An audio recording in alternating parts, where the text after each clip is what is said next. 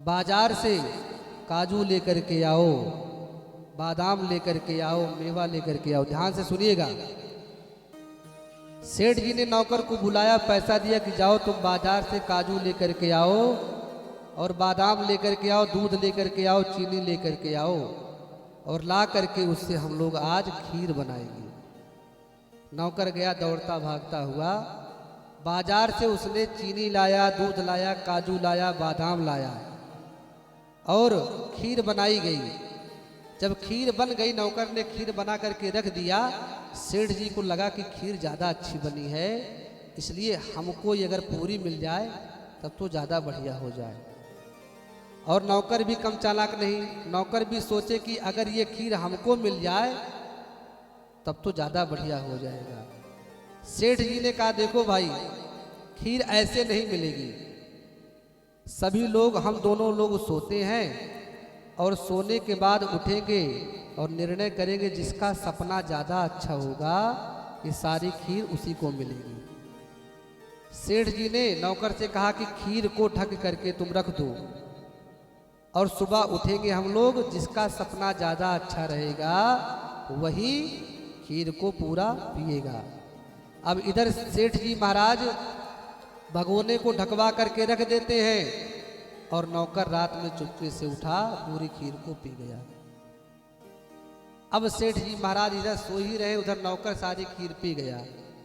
अब सुबह हुई, सेठ जी जल्दी जल्दी उठे और नौकर सो रहा है। सेठ जी जल्दी उठे क्योंकि सेठ जी रात में खीर नहीं पिए थे, खाली पेट सो गए थे। उनके मन में था कि सुबह उठकर खीर पिएंगे। और नौकर पूरी रात में उठ करके खीर पी लिया, उसको अच्छी नींद आई, इसलिए वह उठा नहीं।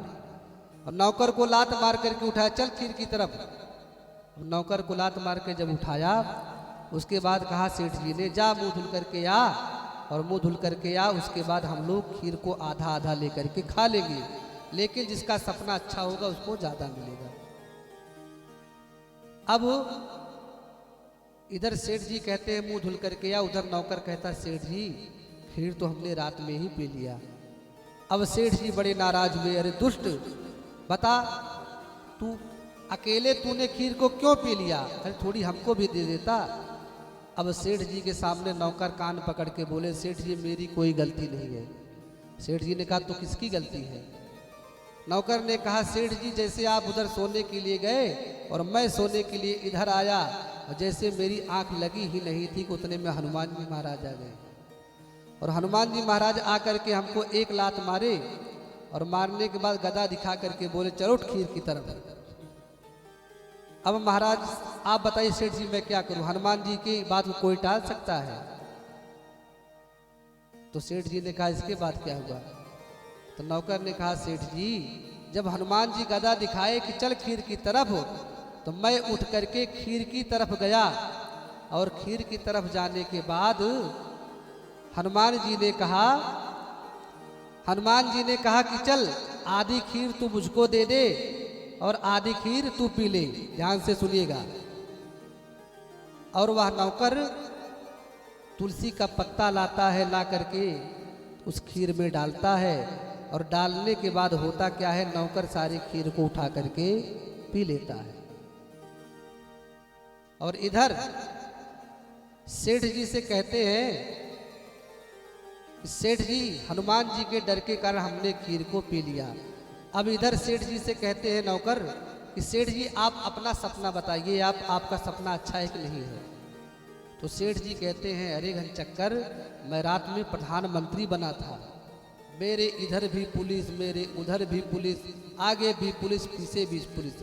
सेठ जी ने सोचा कि अच्छा सपना बनाकर बताऊंगा तो खीर पूरी मुझको मिल जाएगी।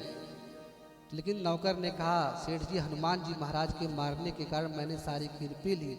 सेठ जी ने कहा रे घनचक्कर, बगल में मैं भी लेटा था, मुझको उठा लेता। तो नौकर ने कहा सेठ जी आप उसी में प्रधानमंत्री बने हुए थे।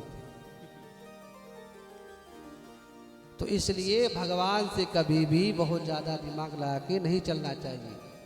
भगवान की कथा सभी लोग सुनिए और सब लोगों को लेकर के आइए। ऐसा सौभाग्य पूज्य गुरुदेव भगवान के द्वारा हमको और आपको मिला है। सभी लोगों को ज़्यादा से ज़्यादा लोगों को लेकर के आइए और पावन 1.25 लाख शिवलिंग का पूजन होगा। आज जलाधिवास होगा, कल अन्नाधिवास किया जाएगा। इसलिए सब लोग ज़्यादा से ज़्यादा समय देवें और जैसा भी गुरु जी का आदेश होगा उनके आदेशानुसार सारे कार्यक्रम को संपादित किया जाएगा। अब सभी लोग अपने स्थान से खड़े होंगे, हम यहीं पर भगवान शिव की आरती करेंगे। बोल शंकर भगवान की जय। हर हर महादेव शंभो।